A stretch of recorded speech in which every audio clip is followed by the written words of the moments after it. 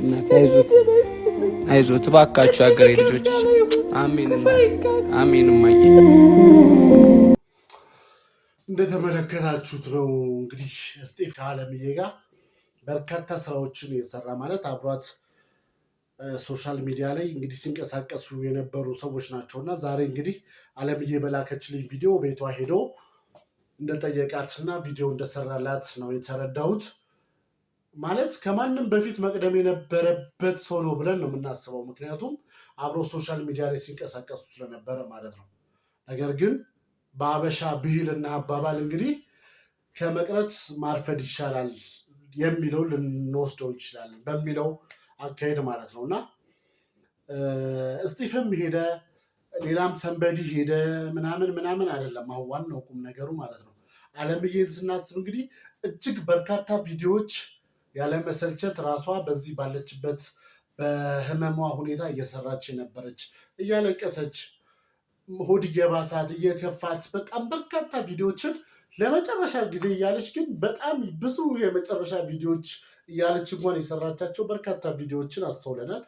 እኛም በቻልነው አቅም ደግሞ የተቻለንን ቪዲዮ ሌሎች ሰዎች የተወሰኑ ቪዲዮዎች ተሰርተውላታል። አንዳንድ ሰው እግዚአብሔር ፈቅዶ በአንድ ቅስፈት የሆነች መልእክት ሰው ጋር ደርሰው ሊረዱ ይችላሉ። አለምዬ ደግሞ በርካታ ሰዎች አይተዋት በሚሊዮን በሚባል ደረጃ ቪው ያገኙ ቪዲዮዎች አሏት በህመሟ ምክንያት የሰራቻቸው። ግን ደግሞ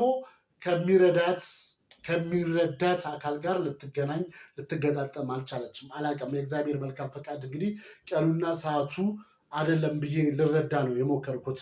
አንዳንድ ደግሞ አጸያፍ ነገሮችን የምጽፉ ኮሜንት ሴክሽን ላይ በቃ እግዚአብሔር ይማርሽ ብለን ማለፍ የምንችለውን ወይም ደግሞ ኮሜንት መስጠት ግዴታ አይደለም፣ ማለፍ እየቻልን ልብ የሚያደማ የባሰ ለታመመ ሰው አይደለም በህይወት ለቆመ ለጤነኛ ሰው በጣም አእምሮ የሚረብሽ ሞራል የሚገል ነገር የምጽፉ ሰዎችም ነበራችሁ እና እኔ በእንደዚህ አይነት ነገር እግዚአብሔር ይቅር ይበላችሁ። ማን ዛሬ ስለቆምን ነገ ላለመውደቃችን ላለመያዛችን እርግጠኞች አይደለንም፣ ምንም ዋስትናም የለንም እና ባንፈርድ እላለሁ። አሁንም ምንም እቺ ሴትዮ ያገኘችው ነገር የለም። ወንጀለኛ አይደለችም፣ ኢትዮጵያዊት ነች።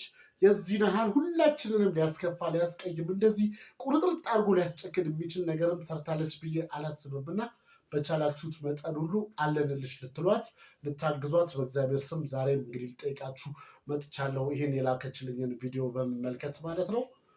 አለምዬ እግዚአብሔር ጨርሶ ይማርሽ። አነሰም በዛም ሳትሉ የቻላችሁትን ነገር ሙሉ ለሙሉ ለሕክምናዋ መሆን ባይችል እንኳን ለዕለት ዕለት መንቀሳቀሻዋና ለሚያስፈልጋት ዕለታዊ ወጪ ይሆናታል ብዬ እንግዲህ ስለማምን የቻላችሁትን ነገር እንድታግዟት በእግዚአብሔር ስም በድጋሚ ልጠይቃችሁ መጥቻለሁ። ላይክ፣ ሼር፣ ኮፒ ሊንክ፣ ሪፖስት አይረሳ። መርዳት ማገዝ የሚቻልባቸው በርካታ መንገዶች ውስጥ አንዱ ይሄ ነውና የተቻላችሁን የሚደረገውን ነገር አድርጋችሁ ለደግ ኢትዮጵያውያን ለልበ መልካሞች እንድታደርሱልኝ በድጋሚ ጠይቃችኋለሁ። ሰላም።